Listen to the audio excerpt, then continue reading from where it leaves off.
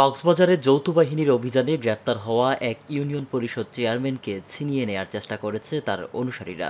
সোমবার বিকেলে কক্সবাজার সদর মডেল থানায় এই ঘটনা ঘটে। গ্রেপ্তার হওয়া ইউপি চেয়ারম্যানের নাম মোহাম্মদ আবদুল্লাহ। তিনি কক্সবাজার সদর উপজেলার PM খালীর ইউনিয়ন পরিষদ চেয়ারম্যান। পুলিশ জানায়, সেনাবাহিনী, র্যাব ও পুলিশের সমন্বয়ে যৌথ বাহিনীর একটি দল সোমবার ভোরে নিজ এলাকা থেকে ইউনিয়ন পরিষদ চেয়ারম্যান মোহাম্মদ আবদুল্লাহকে গ্রেফতার করে। তার বিরুদ্ধে গত 18 জুলাই কক্সবাজার শহরে বৈষম্য বিরোধী ছাত্র আন্দোলনের শিক্ষার্থীদের মিছিলে হামলাসহ একাধিক অভিযোগ রয়েছে। বিকেল 3টার দিকে গ্রেফতার চেয়ারম্যানকে কক্সবাজার সদর মডেল থানায় হস্তান্তরের জন্য একটি গাড়িতে করে থানায় নিয়ে আসা হয়।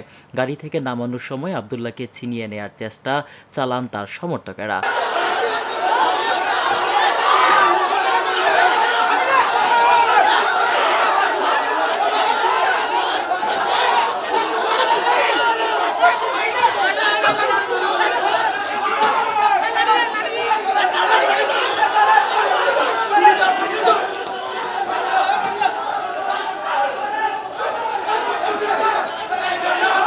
এ সময় পুলিশের সঙ্গে ইউনিয়ন পরিষদ চেয়ারম্যানের সমর্থকদের পাল্টাপাল্টি ধাওয়ার ঘটনা ঘটে। পরে পুলিশ পরিস্থিতি নিয়ন্ত্রণে আনে।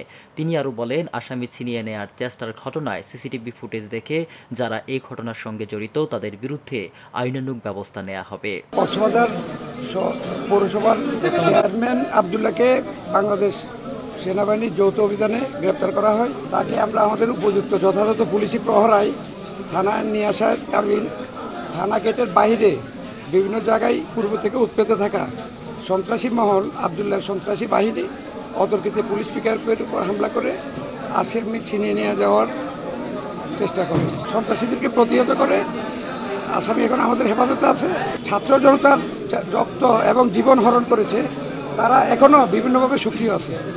বাংলাদেশ পুলিশ পেশাদার দায়িত্বের মাধ্যমে আইনগতভাবে এই সন্ত্রাসীদেরকে পাকড়াও করবে ইনশাল্লাহ। সদর থানা এলাকার আইনশৃঙ্খলা সম্পূর্ণ বাংলাদেশ পুলিশের নিয়ন্ত্রণে আছে। আমাদের পুলিশ সুপার মহোদয় উক্ত বিষয়ে ফুটেজ সহ বিভিন্নভাবে আমাদের সোর্সের মাধ্যমে আমরা তদন্ত করে স্যার নির্দেশ দিয়েছেন, এটার বিরুদ্ধে ব্যবস্থা গ্রহণ করা হবে। কক্সবাজার থেকে রাশেদুল ইসলাম, আমার বার্তা।